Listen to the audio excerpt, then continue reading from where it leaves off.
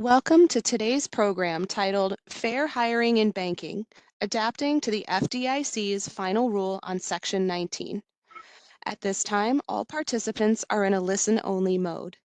For those of you who are logged in to the web presentation, you are encouraged to submit questions throughout the conference by typing them into the Q&A box on the right-hand side of your screen. For those interested in obtaining CLE credit for this webinar, later in the presentation, we will read the CLE attendance verification code. Please write this code down, as it will not be reread and it is required on the CLE credit request form. During the program, you will see a slide with a QR code that you may scan to access and submit your request for CLE credit. You can also find a link to the form in the connection details email you received this morning. Copies of the webinar recording and materials will be distributed to all attendees in the days following the webinar. On the next slide, you will see a legal disclaimer. This presentation has been prepared by Seyfarth Shaw, LLP for informational purposes only. The material discussed during this webinar should not be construed as legal advice or a legal opinion on any specific facts or circumstances. The content is intended for general information purposes only, and you are urged to consult a lawyer concerning your own situation and any specific legal questions you may have. At this time, I would like to turn it over to our speaker for today's program, Jennifer Mora. Jennifer, please go ahead. Thank you, and good afternoon, everyone. Thanks for joining us today. This is a micro webinar, so it's only a half hour. That way you can get off for the rest of your day or go to lunch or do whatever you need to do. So we have some, a lot of information packed into 30 minutes, so I'm going to try to get through it. And if you have questions and we don't have time, I can follow up with you. I have the attendee list, so I'll just follow up directly with you. I'm in San Francisco. It's lovely outside today. Which is what I love so much about the city. And so today we're going to talk about the Fair Hiring in Banking Act and the recent 2024 final rule, which really made a lot of changes to the requirements with respect to financial institutions and their abilities to employ people with certain criminal records. Every couple of years, we're seeing the lists of exclusions and de minimis exemptions change such that more and more people with criminal records are able to get employment with regulated institutions, banks. And I will say, while I'm focusing on Section 19 and the Fair Hiring and Banking Act, the credit union rules are very, very similar. So if you're with the credit union, this will be applicable to you as well. And the reason for these changes really is that the FDIC, from what I understand, based on comments and my own discussions directly with them, is that they grant a lot of applications from people who have pretty minor offenses or really, really old offenses. And my guess is that, they're seeing a pattern, so they know what they're able to allow in terms of, somebody who has something that's very, very minor or very, very old. And so that's what prompted a lot of this. And then we'll talk about some background check considerations. There are some Fair Chance Act and Ban the Box laws that still may apply to you as a regulated institution. There's sometimes a question as to whether or not Section 19 completely preempts these laws. So a lot of times when I work with entities like yours, sometimes the questions really focus on, well, what do we do in California, for example, which has a pretty strict fair chance ordinance, but we're also subject to Section 19. And then we'll talk about some takeaways. So let's go ahead and dig in. As you're probably all aware, Section 19 of the Federal Deposit Insurance Act is 12 U.S.C. 1829. There was previously a statement of policy for Section 19 of the FDIC, and finally in 2020, there was a final rule that essentially did away with a statement of policy and incorporated many of the rules in the policy into the actual final rule. On December 23rd, 2022, President Biden signed the National Defense Authorization Act for fiscal year 2023, which, among many other things, amended Section 19 of the FDIA to reduce hiring barriers across the financial services sector. And so what came out of that was the Fair Hiring and Banking Act, which included new language in Section 19 and the category of crimes for which a financial institution can outright reject job applicant or terminate an employee has been significantly narrowed as a result of the Fair Hiring and Banking Act. And then in the act itself, there was a directive to the FDIC to implement regulations and modify its regulations. And so, recently and as expected, effective October 1, 2024, we have this, what I will refer to as the 2024 final rule, which updates the Section 19 regulations to conform to the Fair Hiring and Banking Act amendments. So we're going to talk. Let's start kind of generally about the crux of Section 19. So it governs whether a person with a criminal offense may be employed by a federally insured depository institution.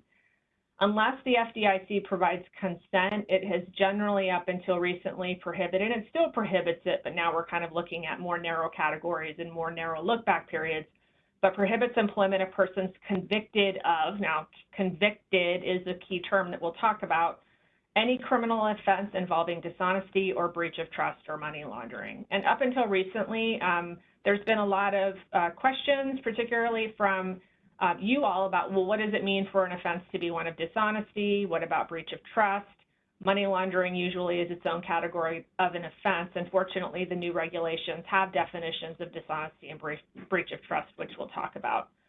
Unless the FDIC consents, you're also prohibited from employing people who are convicted of any criminal offense concerning the illegal manufacture, sale, or distribution of, or trafficking in controlled substances. And you'll see, or you'll notice what's missing from that is possession.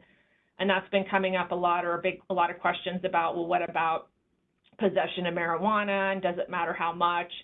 But I think really what Section 19 is concerned about are those situations where people are actually manufacturing, selling, or distributing, trafficking, things like that, kind of your bigger, higher level convictions. So it's not just convictions, it's also anyone who has entered into or agreed to enter into a pretrial diversion or similar program in connection with the prosecution for such an offense. So for example, if somebody has an offense regarding dishonesty, maybe they stole some money from someone and it's a first-time offense, the court may allow them to participate in a pretrial diversion. Sometimes it's called a deferral or deferred adjudication withheld. Each state calls it something different. But what this really means is that somebody has pled guilty to the offense, but because of the circumstances, and maybe, again, it's a first-time offender, the court will say, okay, we will allow you to go into this diversion program, and maybe you'll be on probation for 3 years, maybe you have to pay back some money, and if you complete the terms of that at the end of your 3-year period, for example, then it turns into a non-conviction. So it's not technically a conviction, even though there's a plea, but for Section 19 purposes, if somebody is in one of these programs, it is treated the same as a conviction. Financial institutions, if they do have somebody that has an offense that would be otherwise disqualifying, they have the ability to go seek a waiver. I don't know many entities that do those, but that's actually an opportunity. And then there is a 10-year ban for certain crimes under Title 18. So these are a lot of, and I actually, in my 13 years of doing background check advice and counsel, I've actually never seen somebody with any of these offenses. Usually people are prosecuted at the state level. So that's Section 19 in a nutshell. In 2020, as I mentioned, we had a final rule that made some major changes to incorporate the statement of policy. So what they did is they said, we're now going to exclude all covered offenses that have been expunged or sealed by a court or of competent jurisdiction or by operation of law. And then the big issue was de minimis. It increased the small dollar theft threshold to $1,000, so they doubled it up from $500. So that's obviously going to let people who, I've seen like people steal by accident or intentionally from Walmart, maybe $200 in shoes. And so now they're going from $500 to $1,000 if somebody steals $700 and it's a one-time offense. And I'm giving a very, very high-level summary. There's a lot of other things that go into determining whether or not an offense is de minimis. It expanded the exception to include use of a fake ID to somebody who's using it under 21. So maybe they're trying to get into a bar. If somebody did that, that's going to generally be considered de minimis. It expanded. It used to be you could only have one de minimis offense. Now in 2020, it was 2 de minimis offenses. And if there were 2 covered offenses on the record, it decreased the amount of time that must pass before a covered offense might be de minimis. And then it eliminated the waiting period. So a lot of you I'm sure you all know already about the 2020, so let's dig into the Fair Hiring and Banking Act, because this was actually a major change. So again, the category of crimes for which a bank can outright reject somebody has been significantly narrowed. So one thing it did is it actually finally gave us some sort of guidance on what it means to be an offense of dishonesty. So they gave a definition in the regulations, which is to mean an offense where the person directly or indirectly cheats or defrauds or wrongfully takes property belonging to another in violation of a criminal statute. And it also includes an offense that federal, state, or local law defines as dishonest, or for which dishonesty is an element of the offense. So we now have a definition of dishonesty, but then it went further in the regs to specifically say it does not include misdemeanor offenses committed more than 1 year before filing of a waiver application. The final rule didn't give us an idea of what they mean by the filing of a waiver application, but these rarely happen anyway. But the bottom line here is that if somebody has any sort of misdemeanor that is older than 1 year, it's no longer considered automatically disqualifying under Section 19. And crimes of dishonesty do not include offenses for possession of controlled substances, but note that sometimes, depending on the elements of the offense, it's possible that could fall under a different exception. But for purposes of crime of dishonesty, it does not include possession of controlled substances. Here's the major change from the Fair Hiring and Banking Act. We finally see a look-back period, and that is how far back. I usually call a look-back period, for example, in San Francisco, California, employers can't consider convictions older than 7 years. So that's basically how far back you can look. Section 19 doesn't say that you can't look back more than 7 years or you can't look back more than 10 years. What it does say is that now, unless one of the federal offenses with that 10-year automatic minimum prohibition period that I mentioned, unless it's one of those offenses, you don't have to file an application anymore if one of three things is true. One, more than 7 years since the offense occurred, or the person was incarcerated and more than 5 years have passed since the person was released, or the offense was committed before they were age 21 and more than 30 months has passed since the sentencing occurred. Now, I'm going to talk in the second slide because you'll see I underlined, and I always like to underline keywords. You'll see in the more than 7 years has passed since the offense occurred. It's not the conviction, it's not the disposition, it's the offense. And I'll talk about what that means for you on the next slides.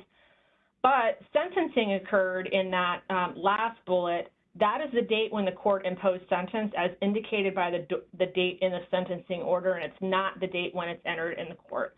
So what does this mean? This means that if you have somebody who comes to you and they have a 10-year-old, you know that an offense occurred 10 years ago, 12 years ago, even 8 years ago, that is no longer automatically disqualifying under Section 19. You don't have to go submit an application. Now I'm going to talk about, well, what does that mean for you?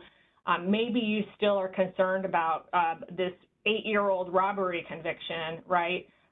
Maybe you're still concerned about that. Are you allowed to consider it? And I'll talk about what you can do or what the limitations might be with respect to that. So that was the summary of the actual statute, the Fair Hiring and Banking Act. But now let's go to the 2024 final rule, because as I mentioned, the statute specifically said that the FDIC had to now go promulgate rules to align with the Fair Hiring and Banking Act. So, as you know, it's always been the case that financial institutions have had to do a reasonable inquiry. That's always been the case. Now, they've never said, well, what does that mean? They've never said you have to go do a background check. There's nothing saying you have to fingerprint, even though I know that's what you all are doing. It's always left it to the sound business judgment of the institutions. However, what the final rule now says is that that review actually has to be documented. Now, I don't think that's an issue. I think that in terms of documenting the review, you just keep copies of your FBI reports. You keep copies of your criminal history background check reports. If you're asking people to self-disclose their criminal history, asking them that, have you been convicted of a crime question, you just keep copies of that. That would be your documentation. So I'm not necessarily sure, if there's other documentation that they're thinking about that banks have not been keeping, but that's sort of my sense as to, how you would comply with that is just making sure that you're keeping the background check reports. As I mentioned, it incorporates a definition of criminal offense involving dishonesty. And then going back to what I mentioned about the 1 year running from the date of the offense, not the convictions, and you have multiple offenses running from the last date of the underlying offense, this may require some investigation on your part. I've seen a lot of criminal history background check reports from third parties that do this, and I've also read a lot of your criminal history reports from the FBI. And in those, you may get the date of the arrest, and you may get the date of the charges are filed, and you may also get the date of the conviction. None of those tell you when the actual offense occurred. So depending on the times that you see for when somebody was arrested, when somebody had charges filed, it might be obvious, okay, great, the arrest happened more than 7 years ago, so we can assume the offense occurred more than 7 years ago. But let's say you have some weird situation where the arrest is within the 7-year period, but it's, a month into it. You probably need to go and find out, all right, when did the offense occur? And that might require you to pull police reports, I've seen situations where people have been arrested and, their charges are still pending 4 years later. Why that's happening, I don't know. But this is going to require some investigation on your part to find out when does the date of the offense run, because that's where all of these measuring periods are running from. They're running from the date of the offense. The new regulations, while the Fair Hiring and Banking Act didn't actually include a definition of breach of trust, the FDIC went ahead and helped us out here and did include a definition of breach of trust. And what that refers to is a wrongful act, use, misappropriation, or omission with respect to any property or fund that has been committed to a person in a fiduciary or official capacity, or the misuse of one's official or fiduciary position to engage in a wrongful act, use, appropriation, or omission. Again, in my many years doing this work, I don't think I've ever seen a conviction that would fall under breach of trust. I think 90% of convictions that come across my desk where a client is asking me for my thoughts on whether it's disqualifying, it's usually under the dishonesty prong or even under the drug prong.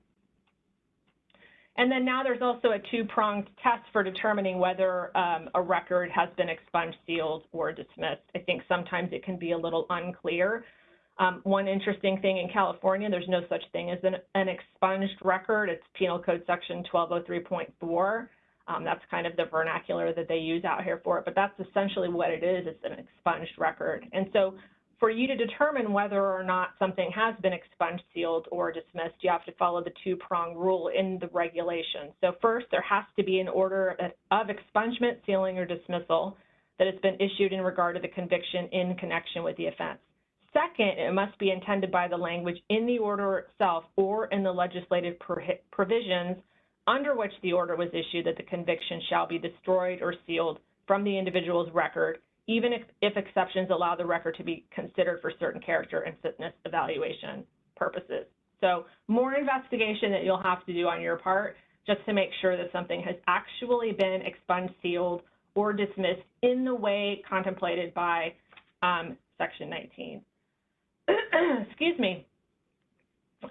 More on the 2024 final rule, it again expanded de minimis, so it increased the requirement that the offense be punishable by a year of one year or less, excluding periods of pretrial detention, to 3 years or less. So there's a general, if you look at de minimis, and it's a pretty confusing, I think, complicated way that they wrote the rules, but there's kind of what I call the catch-all de minimis that doesn't focus on a specific type of crime like bad check criteria.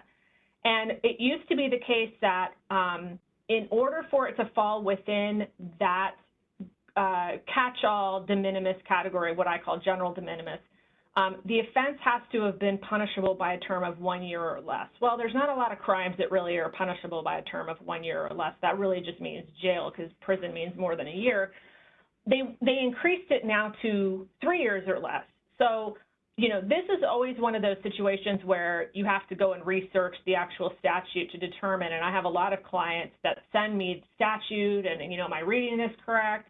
And so it used to be it was 1 year, and now it's 3 year. Bad check criteria, so if somebody's out writing a bunch of bad checks, it used to be the case that when you look at, let's say they have one conviction or they have 3 convictions. It used to be that it was $1,000 or less. So as long as it wasn't more than $1,000, then it would be de minimis. They've now increased it to $2,000 or less. And again, you have to look at the aggregate. All of the convictions or program entries can't be more than $2,000. So you can see that by increasing 1 year to 3 year, 1,000 to 2,000, they're increasing the number of offenses that would fall under de minimis, making it easier for people to get jobs. And then there's new exclusions and what they have also designated as designated lesser offenses, or what they call designated lesser offenses. So these are de minimis now: the use of a fake ID, shoplifting, trespassing, fare evasion, driving with an expired license or tag, if 1 year or more has passed since the applicable conviction or program entry. Now, I had a client recently ask me, well, what if it's felony shoplifting? Which, I mean, it was more of a hypothetical because there's no such thing as felony shoplifting. Usually if it's a felony, it's grand larceny or grand theft or something like that. But the rule does not distinguish between misdemeanors and felonies. Now, I think that these are always going to be misdemeanors, but I just highlight that for you because I've already had somebody ask me, well, would this apply to somebody convicted of a felony if it was more than a year old, a felony for trespassing, for example? Since the final rule doesn't distinguish, we can assume this means felonies and misdemeanors. What has not changed? Well, what has not changed is that it applies to convictions or pretrial diversion. So it doesn't cover arrests or pending cases unless there's a program entry. It doesn't cover acquittals. It doesn't cover convictions that have been reversed on appeal. But it does apply to convictions that are being appealed. So if somebody's in the process of appealing their conviction, it's still a conviction, so that applies. And then people are still covered or excluded if they have a pardon conviction, provided it's otherwise disqualifying. And then no application is required for, like I said, expunged, dismissed, or sealed, so long as you can meet those two new rules, or to youthful offender adjudication. Convictions or program entries for those federal offenses that I talked about earlier, they can never qualify as de minimis. And again, I've never, maybe you all have seen them, but I have never seen those. So that's the quick and dirty on Section 19 in the final rule. I want to just kind of highlight for some of you, and there are a ton of fair chance or ban the box. I think the more popular term now is to call them fair chance acts or fair chance ordinances. There's a lot of them out there. I just want to highlight two of them that come up a lot when I'm talking with financial institutions, which is it is unclear whether Section 19 fully preempts them. I know there are some that take the position that they do. I think there's a good argument that they do.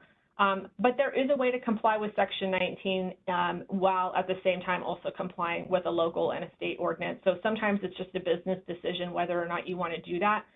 The New York City Fair Chance Act, which up until recently when Los Angeles County passed its ordinance, used to be the most restrictive in the nation, but it does have some guidance that has a really good comprehensive discussion in it about how you can comply with both Section 19 and the New York City Fair Chance Act. The new Los Angeles County Fair Chance Ordinance actually has a lot of language in it about provisions within it that don't apply to regulated institutions like financial institutions, but also talks about certain requirements on financial institutions that do apply. So one of them relevant to you would be posting in your job postings a statement that Section 19 prohibits you, or you're a financial institution subject to Section 19, put the statute, and as such, we're required to do background checks and prohibit people with certain offenses from working with us, something like that. The ordinance goes on to state that you still have to follow individualized assessment requirements. I'm really not sure how that works when you have something that's automatically disqualifying, for example. I don't think that they really understand how Section 19 impacts you. That ordinance still expects regulated institutions to post a summary of the law in the workplace, follow notice requirements, things like that. So I just highlight these two laws so that you can make sure that you're still, even though you're looking at Section 19, always considering, well, what does state and local law also require me to do when it comes to considering criminal records. So real quick, as I mentioned, duty to perform a reasonable inquiry regarding an applicant's history. What does that look like? I will tell you that based on my experience with a lot of you and other institutions, some of you are ordering FBI background, I think everybody orders FBI fingerprint checks. The reason people like those is because you get arrests. You get a lot more information than you do a background check. They're not easy to read. And then doing the third-party background checks, also the FDIC says that a reasonable inquiry could include asking people directly to list their convictions and diversion program entries, and I've helped a lot of banks craft their have you been convicted of a crime question to make sure that they're getting what they need while also not running afoul of the law. And then again, the 2024 final rule now requires it be documented. Where's my arrow? Sorry. So we already talked about things you can do. I'm not going to kind of go through this because I guess I jumped ahead. And it would not be a background check webinar if I didn't talk about my favorite statute, which is the Fair Credit Reporting Act. Just make sure that, well, let me start here. FBI fingerprint reports are not subject to the Federal Fair Credit Reporting Act if you're going directly to the FBI and DOJ. There's a question as to whether or not if you're using a channeler. There's a lot of background check companies that are acting as channelers, which is essentially a conduit between the Department of Justice and you. But for the most part, if you're getting these reports directly from the FBI, sending people to LiveScan and then getting the report, the Fair Credit Reporting Act does not apply to those. The FCRA applies to background check reports that you're ordering from a third-party background check company. Think HireRight, First Advantage, Sterling, Accurate Background, companies like that. And if you're using those entities, make sure that your forms are buttoned up, make sure you're getting consent, make sure you're following pre-adverse and adverse action notice requirements. Again, are they required for fingerprint DOJ reports? No. I do know a bunch of you actually do kind of a pre-adverse action-like and adverse action-like notice for your FBI reports, and that's really because there are some jurisdictions, Illinois, California, that would require you to still do that, particularly if you're rejecting somebody for something that's not automatically disqualifying. Excuse me, I just hit my button. One thing to also consider as I go through my final thoughts, where I've got 3 minutes left, so I'm sorry I'm rushing. This is the joy of a 30-minute webinar. Not all convictions that you get are going to be covered. If somebody has an assault conviction, that's not Section 19 disqualifying.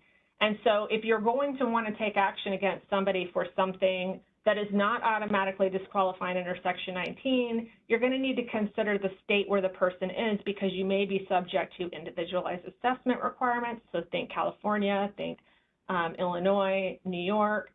Those are kind of the big three that have the most regulated laws. Doing your individualized assessment, getting information, is it job related, following notice processes. So employers, unfortunately, even though they're subject to Section 19 in the FDIA, can't hide behind that when they're considering something that's not covered by Section 19. Not all employees are covered, but I will say for the most part they are. There's always a question about contractors and consultants.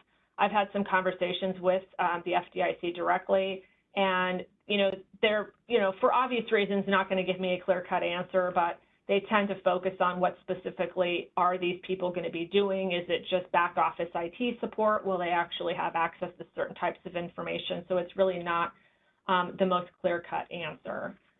And you'll want to make sure that you're reviewing and you're revising any of your policies to make sure you're aligned with Section 19. It could just be charts, things like that. Review your FCRA forms, your authorization forms, disclosures. Make sure you have buttoned up your pre-adverse and adverse action process.